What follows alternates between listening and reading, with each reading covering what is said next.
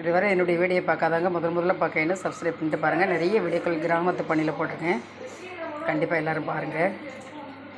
இதே மாதிரி செஞ்சு பாருங்கள். லைக் பண்ணுங்கள், ஷேர் பண்ணுங்கள், சப்ஸ்கிரைப் பண்ணுங்கள், பெல் பட்டன் கிளிக் பண்ணுங்கள். ஃபுல் வீடியோவும் பாருங்கள். சிக்கன் நான் பொரிக்கிறதுக்கு எடுத்து வச்சுருக்கேன். சிக்கன் 65 நல்லா கழுவி வச்சுருக்கேன். இது நான் பொரிக்கிற மாதிரி மசாலா கலக்கிற மாதிரி கலக்குங்க. ஒன்று கூட மசாலா பிரியாமல் வரும். இப்போ சின்ன ஸ்பூனுக்கு 3 ஸ்பூன் தயிர் ஊற்றிருக்கேன். இதை அப்படியே கலந்துக்கிடணும். கைகிட்டே கலக்குங்க, கரண்டிட்டு கலக்காதீங்க. ஒன்று போல் கலந்து விட்டுறணும்.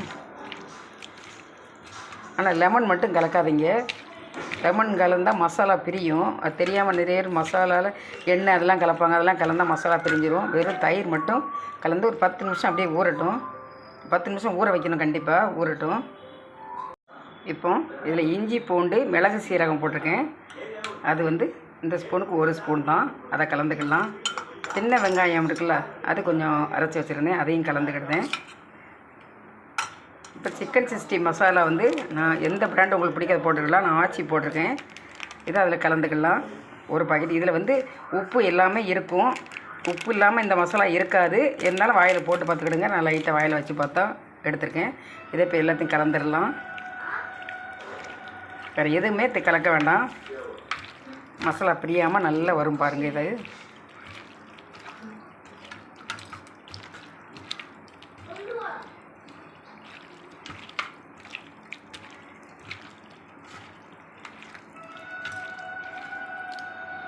மசாலாவோட கார்ன்ஃப்ளவர் மாவு ஒரு 2 ஸ்பூன் அளவு போட்டுக்கிட்டேன். சின்ன நார்மல் ஸ்பூனுக்கு 2 ஸ்பூன் போட்டு இதையும் கலந்துக்கலாம். வேறு எதுவுமே வேண்டாம். அதுக்கு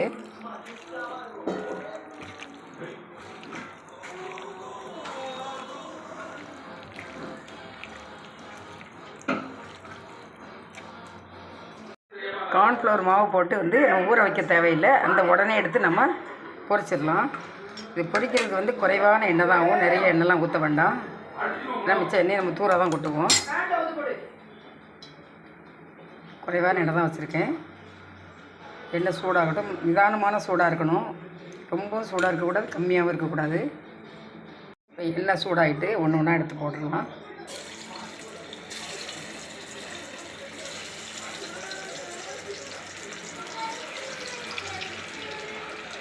உடனே நம்ம கரண்டி போட வேண்டாம், கொஞ்சம் நேரம் ஆகட்டும்.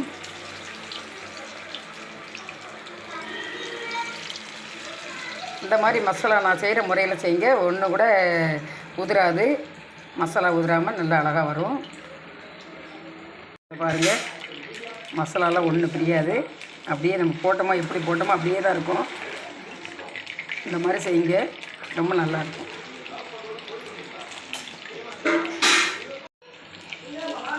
வெந்துட்டு பாருங்கள். இந்த மாதிரி எடுத்துடலாம்.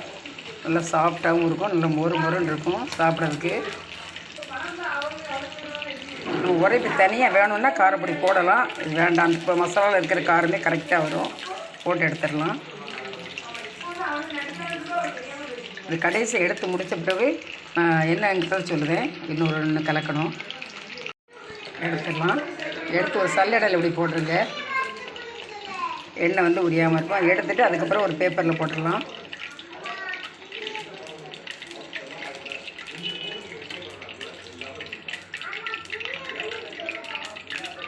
எல்லாத்தையும் போட்டு எடுத்துகிட்டு கடைசியாக என்ன போட்டுருன்னு காமிக்கிறேன். எடுத்து வச்சுருக்கேன். இது 3வது இது எடுக்க போகிறேன். இப்போ கடைசி என்ன செய்யணும்னு கேட்டிங்கன்னா, இதில் கொஞ்சம் கருவேப்பிலையை போட்டுடணும். அதில் வாசனையே தனி வாசனையாக இருக்கும். ரொம்ப நல்லாயிருக்கும். இந்த மாதிரி போட்டு எடுத்துடணும் கடைசியாக.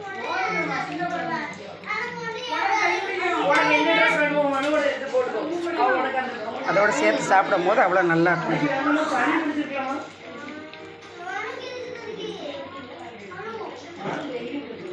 எடுக்க பாருங்கள். இதில் எண்ணெயே குடிக்கல பாருங்கள். அப்பளம் எண்ணெய் இருக்குது பாருங்கள்.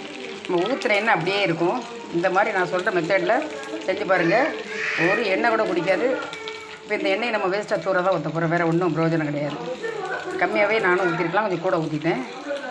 இது திரும்ப பிரயோஜனம் கிடையாது. வேணால் சிக்கன் திரும்ப எடுத்து வேணால் பொரிச்சிக்கலாம். நாளைக்கு பொரிக்கலான்னு சொல்லலாம் வச்சுருக்கக்கூடாது. அது நல்லா இருக்காது.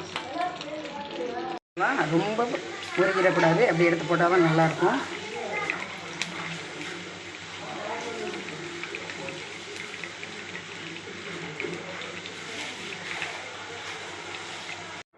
மசாலா பிரியாமல் வரணுன்னா இந்த மாதிரி செய்யுங்க. நான் போட்ட மசாலாக்கள் எப்படி போட்டேனோ அதே பக்கத்தில் செஞ்சு பாருங்கள், ரொம்ப நல்லா வரும். இதுவரை என்னுடைய வீடியோ பார்க்காதவங்க முதல்ல பார்க்கணும், சப்ஸ்கிரைப் பண்ணிட்டு பாருங்கள். நிறைய வீடியோக்கள் கிராமத்து பணியில் போட்டிருக்கேன், கண்டிப்பாக எல்லோரும் பாருங்கள்.